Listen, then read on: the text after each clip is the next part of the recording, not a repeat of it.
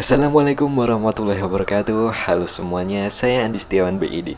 Setelah proses pendidikan selesai, entah itu dari jenjang SMA sederajat atau S1, S2, bahkan S3, kita akan berusaha menemukan karir yang tepat untuk menghasilkan uang untuk memenuhi kebutuhan hidup kita. Namun demikian, saat ini lebih dari 10 juta Gen Z di Indonesia menganggur dan sedang dalam proses untuk mencari kerja. Mari simak tips berikut ini untuk bisa mencari karir yang nyaman dan sesuai untuk diri kita. Menemukan karir yang tepat bisa menjadi proses yang menantang, tapi dengan langkah-langkah yang tepat, kita bisa menemukan jalur karir yang sesuai dengan minat dan kemampuan yang kita miliki. Berikut ini adalah beberapa langkah yang bisa kita ambil untuk menemukan karir yang tepat. Pertama, kenali diri, identifikasi minat dan passion kita. Apa yang membuat kita merasa bersemangat dan termotivasi, dan temukanlah jawabannya tentang hal ini. Kemudian, kenali kekuatan dan kelemahan kita. Apa keahlian yang kita miliki dan apa yang perlu kita tingkatkan untuk bidang pekerjaan yang kita impikan.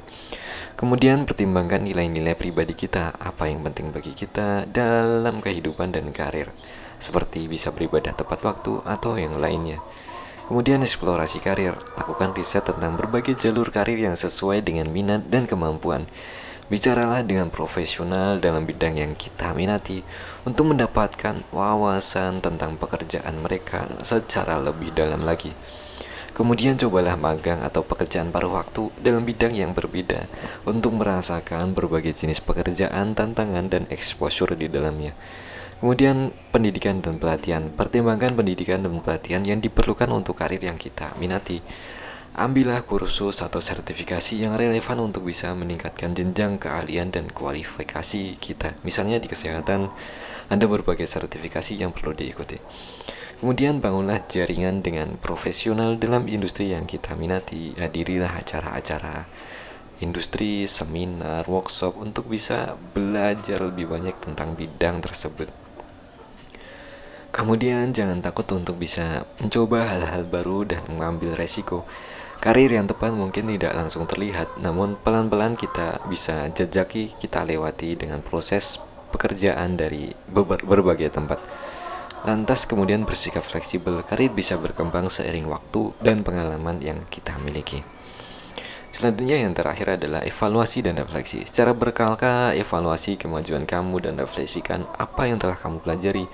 Jika perlu, sesuaikan tujuan dan rencana karir kamu berdasarkan pengalaman dan pengetahuan yang kamu dapatkan di jenjang pendidikan SMA, SMK, atau bahkan di bidang sarjana.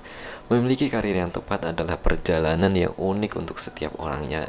Dengan pendekatan yang terstruktur, reflektif, fleksibel, kita bisa menemukan jalur karir yang memuaskan dan sesuai dengan tujuan hidup kita untuk bisa hidup seimbang dunia dan akhirat.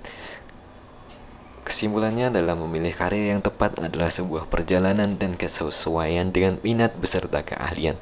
Oleh karenanya, teruslah berusaha mencari, cobalah berbagai peluang yang ada. Namun demikian, bila kita merupakan orang yang bebas, tak mau terikat aturan perusahaan yang begitu banyak, menjadi wirausaha mandiri, menjadi entrepreneur adalah pilihan yang tepat.